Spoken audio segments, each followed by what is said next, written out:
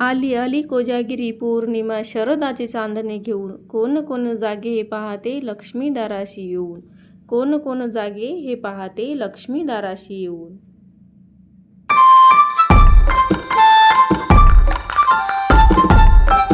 Hello नमस्कार, कसे आहात तुम्ही सर्व. तर तुम्हा सर्वांना आजचा दिवस आनंदाचा जावो आणि सर्वांना कोजागिरी पौर्णिमेच्या खूप खूप शुभेच्छा. आणि सर्वप्रथम श्री स्वामी समर्थ.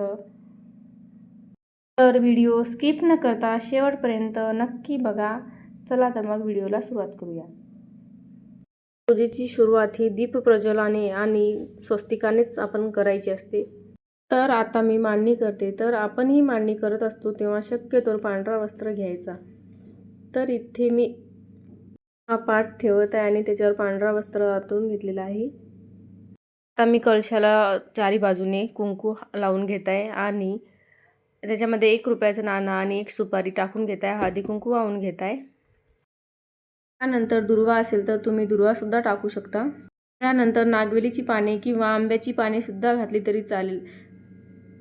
नागवेलीची पाने किंवा आंब्याची पाने इंद्राचं प्रतीक म्हणून आपण यामध्ये टाकतो. तर कोजागिरी पौर्णिमेला शरद पौर्णिमा म्हणतात आणि पौर्णिमेची रात्र म्हणजे चंद्राची रात्र. ही रात्र सर्वांना आनंद देते. आश्विन शुद्ध पौर्णिमा म्हणजेच कोजागिरी पौर्णिमा. अशा या कोजागिरी पौर्णिमेच्या रात्री शरदाच्या चांदण्यात जे लोक आनंदात रमत खेळत जागरण करत असतात ना, तर त्यांच्यावर देव प्रसन्न होतात. आश्विन शुद्ध कोजागिरी पौर्णिमा रात्री 12 ते 12:30 दरम्यान करायचा असतो. तर आज चंद्रभगवानाची पूजा करायची असते म्हणून मी चंद्राची प्रतिमा इथे काढून घेत आहे आणि 2-2 जोडपानं अशी 5 जोडपाने मी इथे घेत आहे. आणि सर्वप्रथम मी इथे बाप्पाची स्थापना करणार आहे. इथे मी 2 नागवेलीची पाने घेतली आहे आणि त्याच्यावर तांदूळ टाकून हळदी कुंकू वाहून घेत आहे आणि बाप्पाची स्थापना करून घेत आहे. आणि यानंतर मी लक्ष्मी मातेची स्थापना इथे करणार आहे. कुबेराची मूर्ती असेल तर ते तुम्ही ठेवू शकता किंवा कुबेर यंत्र तुम्ही इथे ठेवू शकता.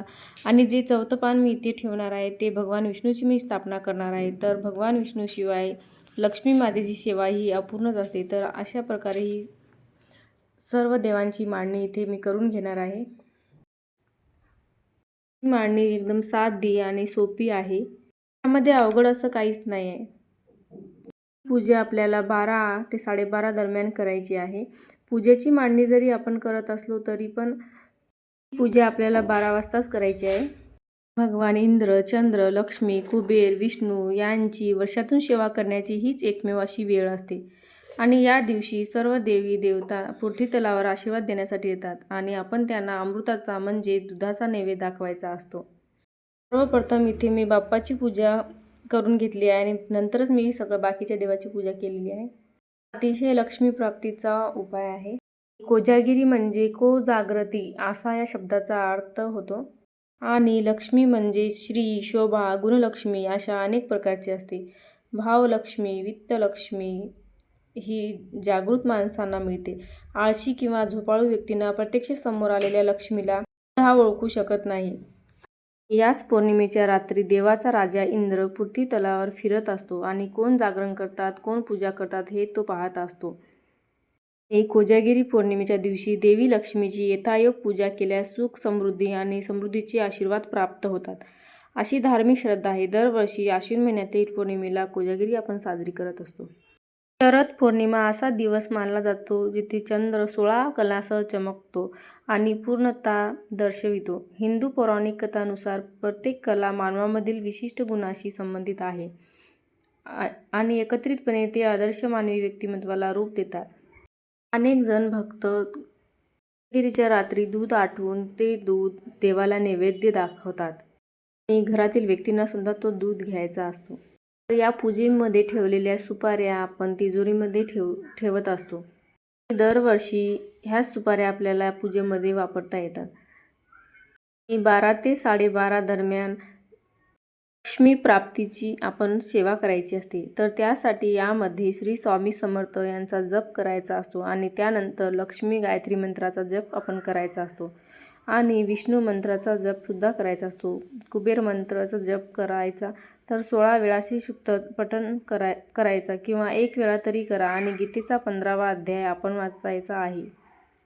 विचारात ठेवू चंद्राची शुभ्रता, विचारात ठेवू चंद्राची शुभ्रता, द्वेष मत्सरापासून मिळू मुक्तता. धर्मनिरपेक्षतेचं घेऊ चंद्रदर्शन, धर्मनिरपेक्षतेचं घेऊ चंद्रदर्शन, सारे मिळून करू संस्कृतीचे रक्षण. कोजागिरी पौर्णिमा ही आपली संस्कृतीच आहे.